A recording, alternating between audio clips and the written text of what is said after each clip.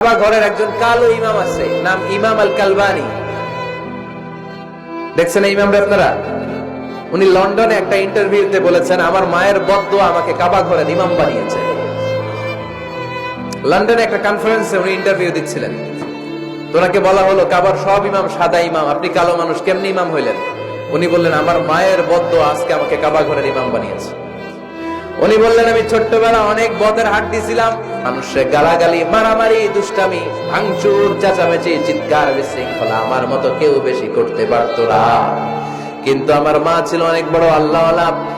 আমার মা জানতেন আল্লাহর কাছে দোয়া করার কত বড় পাওয়ার। আমার মা যখন আমার উপর রেগে যেতেন, আমার মা জানতেন রাগের মাথায় বদদোয়া দিলে বদদোয়া কবুল হয়ে যাবে।